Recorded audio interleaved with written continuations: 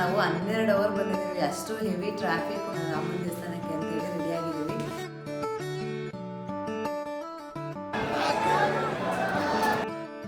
ರಾಮ ದರ್ಬಾರ್ ಅಂತ ಕೂಡ ಕರೀತಾರೆ. 2000 3000 5000 ಆ ಥರನೇ ಕೊಡಬೇಕಂತೆ. 2.9 kilometres walkable distance. Ayodhya Ram ಮಂದಿರಕ್ಕೆ ಮೊಬೈಲ್ ಎಂಟ್ರಿ ಇರಲ್ಲ. ದೇವ್ರನ್ನ ನೋಡಿದ ತಕ್ಷಣನೇ ನಾವು ಯಾವ್ಯಾವ್ದು ಡ್ರೀಮ್ ಡೆಸ್ಟಿನಿ ಅಂತೇಳಿ ಸೇವ್ ಮಾಡಿದ್ವಲ್ಲ, ಅಲ್ಲಿ ಅಗ್ರ ತಾಜ್ ಮಹಲ್ನ ನೋಡೋದು ನಮ್ಮ ಒಂದು ಡ್ರೀಮ್ ಆಗಿತ್ತು. ಸೊ ನೋಡಿ, ನಮ್ಮ ಕರ್ನಾಟಕದ ಪಂಚೆ ವೈಬ್ ಅಗ್ರದಲ್ಲೂ ಕೂಡ ಇತ್ತು. Hi friends, welcome back to the channel ಶಕುತನು ಕನ್ನಡ ಬ್ಲಾಗ್ಸ್. ಇದು ನಮ್ಮ ಡೇ ಅಂದರೆ 2ನೇ ದಿನದ ದೇವಸ್ಥಾನಕ್ಕೆ ವಿಸಿಟ್ ಆಗಿರುತ್ತೆ. ಅಂದರೆ ಇವತ್ತು ಅಯೋಧ್ಯೆ ದೇವಸ್ಥಾನಕ್ಕೆ ಹೋಗ್ತಾ ಇದ್ವಿ. ರಾತ್ರಿ ಅಂತೂ ಜಸ್ಟ್ 3 ಅವರ್ ಇರೋದು ಜರ್ನಿನ ನಾವು 12 ಅವರ್ ಬಂದಿದ್ದೀವಿ. ಅಷ್ಟು ಹೆವಿ ಟ್ರಾಫಿಕ್ಕು ಪ್ಲಸ್ ರೋಡ್ ಬ್ಲಾಕ್ಗಳಿತ್ತು. ಸೊ ಹಾಗಾಗಿ ಯಾವುದೇ ವಿಡಿಯೋ ಮಾಡಬೇಕು ಅನ್ನೋ ಮೂಡು ಕೂಡ ಇರಲಿಲ್ಲ. ಸಖತ್ತು ಟ್ರಾಫಿಕಲ್ಲೇ ಬೇಜಾರಾಗ್ಬಿಟ್ಟಿತ್ತು, ಹಂಗಾಗಿ ಹೋಗಿತ್ತು. ಸೊ ಇವಾಗ ಬೆಳಗ್ಗೆ ಇಲ್ಲಿ ಅಯೋಧ್ಯೆಗೆ ಇನ್ನೊಂದು 5 ಕಿಲೋಮೀಟರ್ ಇದೆ. ಸೊ ನೈಟ್ ಇಲ್ಲಿ ಬಂದು 2 ಗಂಟೆ ಆಗಿತ್ತು. ನಾವು ಫ್ರೆಶ್ ಅಪ್ ಎಲ್ಲ ಆಗಿ ಇವಾಗ ಅಯೋಧ್ಯೆ ದೇವಸ್ಥಾನಕ್ಕೆ ಹೋಗೋಣ, ರಾಮನ ದೇವಸ್ಥಾನಕ್ಕೆ ಅಂತೇಳಿ ರೆಡಿ ಆಗಿದ್ದೀವಿ. ಸೊ ಬನ್ನಿ ವ್ಲಾಗ್ನ ಸ್ಟಾರ್ಟ್ ಮಾಡೋಣ. ಐ ಹೋಪ್ ನಿಮ್ಗೆ ಎಲ್ಲರಿಗೂ ವ್ಲಾಗ್ ಇಷ್ಟ ಆಗಿರುತ್ತೆ ಅಂತೇಳಿ, ಹಾಗೆ ಹೇಗಿರುತ್ತೆ ನಮ್ಮ ರಾಮನ ದರ್ಶನ ಅಂತೇಳಿ ನಿಮ್ಮ ಜೊತೆ ಅಪ್ಡೇಟ್ ಮಾಡ್ತೀನಿ. ಸೊ ಬನ್ನಿ ವ್ಲಾಗ್ನ ಸ್ಟಾರ್ಟ್ ಮಾಡೋಣ. ನಾವು ಫಸ್ಟ್ಗೆ ಬಂದಿದ್ದು ರಾಮನ ದರ್ಬಾರ್, ರಾಮ ಸೀತಾ ಮಂದಿರ ಅಂತ ಕರೀತಾರೆ, ಸೀತಾ ಮಂದಿರ ಅಂತ ಕರೀತಾರೆ, ರಾಮ ದರ್ಬಾರ್ ಅಂತ ಕೂಡ ಕರೀತಾರೆ. ಇದು ದೇವಸ್ಥಾನದಿಂದ ಅಂದರೆ ರಾಮ ಜನ್ಮಭೂಮಿ ದೇವಸ್ಥಾನ ಇದೆ ಅಲ್ಲಿ ಅಯೋಧ್ಯೆ, ಅಲ್ಲಿಂದ 1 ಕಿಲೋಮೀಟರ್ ಅಷ್ಟೇ. ಅಂದರೆ ಇದು ಕೂಡ ಅಯೋಧ್ಯೆಯಲ್ಲೇ ಇರೋದು. ಸೊ ಜನ್ಮಭೂಮಿ ಮಂದಿರ ಏನಿದೆ ಅಂದರೆ ಪ್ರಾಣ ಪ್ರತಿಷ್ಠಾಪನೆ ಆಗಿದೆಯಲ್ಲ, ಆ ದೇವಸ್ಥಾನಕ್ಕೂ ಇದಕ್ಕೂ 1 ಕಿಲೋಮೀಟರ್ ಡಿಸ್ಟೆನ್ಸ್ ಇರುತ್ತೆ. ಸೊ ಇಲ್ಲಿ ಪಾರ್ಕಿಂಗ್ನ ನಾವು ಕಾರ್ನ ಪಾರ್ಕ್ ಮಾಡಿಬಿಟ್ಟು ಇಲ್ಲಿ ದರ್ಶನ ಮುಗಿಸ್ಕೊಂಡು ಅದಾದಮೇಲೆ ನಾವು ಅಯೋಧ್ಯೆ ರಾಮ ಮಂದಿರಕ್ಕೆ ಹೊರಟ್ವಿ. ಸೊ ಇಲ್ಲಿ ಸ್ವಾಮೀಜಿ ಇದ್ದಾರೆ. ಬಟ್ ಅವ್ರು ಏನಂದರೆ ಇವಾಗ ಅನ್ನದಾನ ಮಾಡಬೇಕು ಅಂತಂದರೆ ಅವ್ರು ಯಾರು ಹೋಗ್ತಾರೆ ಅವ್ರು ಇಷ್ಟದಂತೆ ಅನ್ನದಾನಕ್ಕೆ ದುಡ್ಡು ಕೊಡೋಂಗಿಲ್ವಂತೆ, ನಮ್ಮ ಕೈಲಾದಷ್ಟು ಕೊಡೋಂಗಿಲ್ವಂತೆ. ಬಟ್ ಅವ್ರು ಹೇಳ್ತಾರಲ್ಲ 2000 3000 5000 ಆ ಥರನೇ ಕೊಡಬೇಕಂತೆ ಸೇವೆ ಅಂತೆ ಅನ್ನದಾನದ್ದು.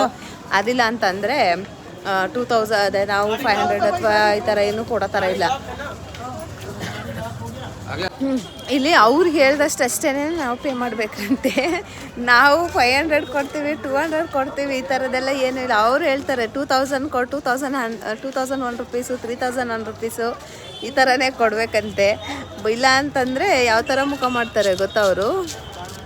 ನನ್ನ ಪ್ರಕಾರ ಏನಂದರೆ ಇದೇನಿದ್ರು ನಾವು ಕೊಡ್ತೀವಿ ಅಂದಮೇಲೆ ನಮ್ಮ ಒಪಿನಿಯನ್ ಅಥವಾ ನಮಗೆ ಎಷ್ಟಿರುತ್ತೆ ಅಷ್ಟನ್ನ ನಾವು ಕೊಡೋಕ್ಕೆ ಇದು ಮಾಡ್ತೀವಿ.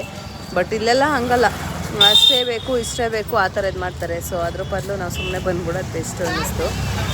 ಇನ್ನು ನಾವು ಗೂಗಲ್ ಮ್ಯಾಪ್ನ ನೋಡ್ತಾ ಇದ್ವಿ ದೇವಸ್ಥಾನಕ್ಕೆ ಎಷ್ಟು ಕಿಲೋಮೀಟರ್ ನಡಿಬೇಕು ಅಂತೇಳಿ. ಗೂಗಲ್ ಮ್ಯಾಪ್ ಪ್ರಕಾರ ನಾವು ವಾಕಿಂಗ್ ಸ್ಟಾರ್ಟ್ ಮಾಡಿದಾಗಿಂದ ದೇವಸ್ಥಾನದವರೆಗೂ 3 ಕಿಲೋಮೀಟರ್ 2.9 ಕಿಲೋಮೀಟರ್ಸ್ ವಾಕಬಲ್ ಡಿಸ್ಟೆನ್ಸ್ ತೋರಿಸಿತ್ತು. ಸೊ ಎಲ್ಲರೂ ಅಷ್ಟೇ 2-3 ಕಿಲೋಮೀಟರ್ ಹಿಂದೆಯಿಂದನೇ ನಡ್ಕೊಂಡು ಹೋಗ್ತಾ ಇದ್ರು. ಆ ಥರ ಯಾವ ಥರ ಅಂದರೆ ಎಲ್ಲರೂ ಫುಲ್ಲು ಸಖತ್ತು ರಶ್ ಇತ್ತು. ನೋಡ್ತಾ ಇರ್ಬೋದು ನೀವು ಎಷ್ಟು ಜನ ಹೋಗ್ತಾ ಇದ್ದಾರೆ ಅಂತಂದರೆ. ಅಲ್ಲಿ ಒಳಗಡೆನೂ ಅಷ್ಟೇನೆ ಸಿಂಗಲ್ ಲೈನು ಡಬಲ್ ಲೈನು ಈ ಥರ ಎಲ್ಲ ಏನೂ ಇಲ್ಲ. ಜಸ್ಟ್ ಮಂದಿ ಥರ ಹೆಂಗೆ ಹೋಗ್ತಾ ಇರ್ತಾರಲ್ಲ, ಸೊ ಹಂಗಂಗೆ ದರ್ಶನಕ್ಕೆ ಅಂತೇಳಿ ಬಿಡ್ತಾ ಇದ್ರು. ಪಾಪ ಅವರು ಎಷ್ಟು ಜನನ ಅಂತ ಕಂಟ್ರೋಲ್ ಮಾಡ್ತಾರೆ ಅಲ್ವಾ. ಸೊ ನೋಡ್ತಾ ಇದ್ರಲ್ಲ, ಇವರು ಅಲ್ಲ ಆಚೆ ಬರೋಕ್ಕೆ ಬರ್ತಾ ಇರೋರು ಇದ್ದಾರೆ ಇದರಲ್ಲಿ. ಹಾಗೇನೇನೆ ಇವಾಗ ದರ್ಶನದ್ದು ಲೈನ್ಗೆ ಜಾಯ್ನ್ ಆಗೋರು ಕೂಡ ಇದ್ದಾರೆ. ಬಟ್ ನಾವು ಹೋಗ್ತಾ ಇರೋದು ಇವಾಗ ದರ್ಶನಕ್ಕೆ ಹೋಗ್ತಾರ ಲೈನು. ನಮ್ಮ ಲೆಫ್ಟ್ ಸೈಡಲ್ಲಿ ಏನು ಲೈನ್ ಕಾಣಿಸ್ತಾ ಇದೆಯಲ್ಲ, ಅದು ದರ್ಶನ ಮುಗಿಸ್ಕೊಂಡಿರೋರ್ದು ಇದ್ದಾರೆ, ಪ್ಲಸ್ ದರ್ಶನ ಮಾಡೋಕ್ಕೆ ಅಂತೇಳಿ ಈ ಲೈನ್ ಜಾಯ್ನ್ ಆಗೋಕ್ಕೂ ಇದ್ದಾರೆ. ಸೊ ಇವಾಗ ಇದು ದೇವಸ್ಥಾನದ ಎಂಟ್ರೆನ್ಸ್ ಒಳಗಡೆ ಇದೆ. ಸೊ ಇಲ್ಲಿ ನೋಡ್ತಾ ಇರ್ಬೋದು, ಇವರೆಲ್ಲರೂ ಕೂಡ ದರ್ಶನಕ್ಕೆ ಅಂತೇಳಿ ಹೋಗ್ತಾ ಇರೋರೇನೇನೆ. ಪ್ರಯಾಗ್ರಾಜ್ನಲ್ಲಿ ನಡೀತಾ ಇರೋ ಕುಂಭಮೇಳಕ್ಕೆ ಮತ್ತು ಅಯೋಧ್ಯೆ ರಾಮ ಮಂದಿರಕ್ಕೆ 3 ಅವರ್ ಜರ್ನಿ, 3 ಸಮಥಿಂಗ್ ಏನೋ ಅಷ್ಟು ಜರ್ನಿ ಇದ್ದಿದ್ದ ಕಾರಣ ಎಲ್ಲರೂ ಆಲ್ಮೋಸ್ಟ್ ಏನಿಲ್ಲ ಅಂತಂದರೂ ಆಲ್ಮೋಸ್ಟ್ ಒಂದು 70% ಜನ ಪ್ರಯಾಗ್ರಾಜ್ಗೆ ಹೋಗಿ ಬಂದಿರೋರು ಅಥವಾ ಇಲ್ಲಿ ಮುಗಿಸ್ಕೊಂಡು ಪ್ರಯಾಗ್ರಾಜ್ಗೆ ಹೋಗೋರು ಎಲ್ಲರೂ ಇದ್ದಿದ್ರ ಕಾರಣ ಸಖತ್ತು ರಶ್ ಇತ್ತು. ಮತ್ತು ಯೂಶ್ವಲ್ ಡೇಸಲ್ಲಿ ಅಂದರೆ ನಾರ್ಮಲ್ ದಿನಗಳಲ್ಲಿ ಅಯೋಧ್ಯೆ ರಾಮ ಮಂದಿರಕ್ಕೆ ಮೊಬೈಲ್ ಎಂಟ್ರಿ ಇರಲ್ಲ ಅಲ್ವಾ. ಸೊ ಈ ಟೈಮಲ್ಲಿ ಪಾಪ ಅವರು ಎಷ್ಟು ಜನನ ಅಂತ ಕಂಟ್ರೋಲ್ ಮಾಡ್ತಾರೆ ಅಥವಾ ಎಷ್ಟು ಜನನ ಅಂತ ನೋಡ್ತಾರೆ.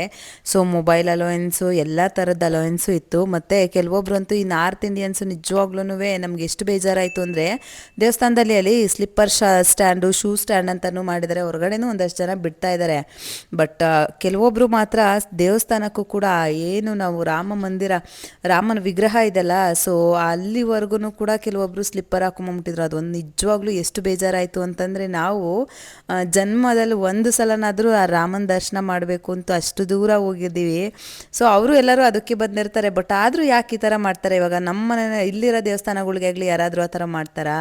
ನಿಜವಾಗ್ಲೂ ಅದೊಂದು ವಿಷಯಕ್ಕೆ ಸಖತ್ ಬೇಜಾರಾಯಿತು. ಆದರೆ ಈ ರಾಮನ ವಿಗ್ರಹ ಏನಿದೆ ಅಲ್ಲ, ಅದ್ರ ಮುಖ ನೋಡಿದ ತಕ್ಷಣವೇ, ದೇವ್ರನ್ನ ನೋಡಿದ ತಕ್ಷಣವೇ ಎಲ್ಲ ಬೇಜಾರು, ಇಷ್ಟು ದೂರ ನಡ್ಕೊಂಬಂದಿರೋದು ಅದು ಎಲ್ಲನೂ ಮರ್ತೋಯ್ತು. ಅಷ್ಟು ಚೆನ್ನಾಗಿ ದರ್ಶನವೂ ಆಯಿತು, ಹತ್ರದಿಂದನೇ ದರ್ಶನ ಆಯಿತು.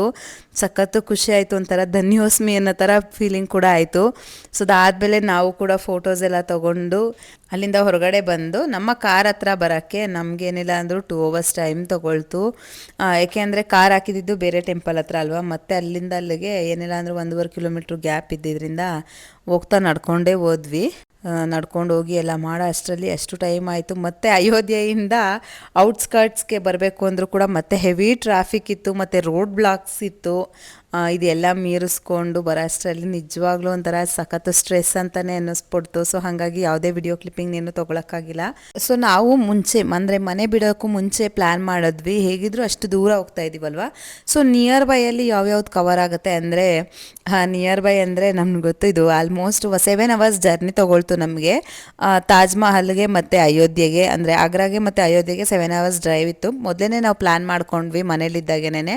ಸೊ ಪ್ರಯಾಗ್ರಾಜ್ಗೆ ಹೋಗ್ತಾ ಇದ್ದೀವಿ ಅಂದರೆ ಸರೌಂಡಿಂಗ್ಸಲ್ಲಿ ನಮಗೆ ಏನೇನು ಕವರ್ ಮಾಡಬೇಕು, ಮತ್ತು ನಾವು ಯಾವ್ಯಾವುದು ಡ್ರೀಮ್ ಡೆಸ್ಟಿನಿ ಅಂತೇಳಿ ಸೇವ್ ಮಾಡಿದ್ವಲ್ಲ, ಅಲ್ಲಿಗೆ ಆದಷ್ಟು ಟ್ರೈ ಮಾಡೋಣ ಅಂತೇಳಿ. ಸೊ ಅದರಲ್ಲಿ ಒಂದಾದಂತಹ ಆಗ್ರಾ ತಾಜ್ ಮಹಲ್ನ ನೋಡೋದು ನಮ್ಮ ಒಂದು ಡ್ರೀಮ್ ಆಗಿತ್ತು. ಸೊ ಹಾಗಾಗಿ ಇವಾಗ ನಾವು ಆಗ್ರಾಗೆ ಕೂಡ ಬಂದಿದ್ದೀವಿ. ನಮಗೆ 7 hour ಡ್ರೈವ್ ತಗೊಳ್ತು ಅಯೋಧ್ಯೆ ಮತ್ತು ಆಗ್ರಾಗೆ. ಸೊ ಮಾರ್ನಿಂಗು ದರ್ಶನ ಎಲ್ಲ ಮುಗಿಸ್ಕೊಂಡು ಊಟ ಎಲ್ಲ ಮುಗಿಸ್ಕೊಂಡು ನಾವು ಬಿಟ್ಟಾಗ ಒಂದು 12 ಗಂಟೆ ಆಗಿತ್ತು ಅಯೋಧ್ಯೆ ಬಿಟ್ಟಾಗ. ಇನ್ನು ತಾಜ್ ಮಹಲ್ ರೀಚ್ ಆದಾಗ ನೈಟು 8:30 9 o'clock ಆಗಿತ್ತು.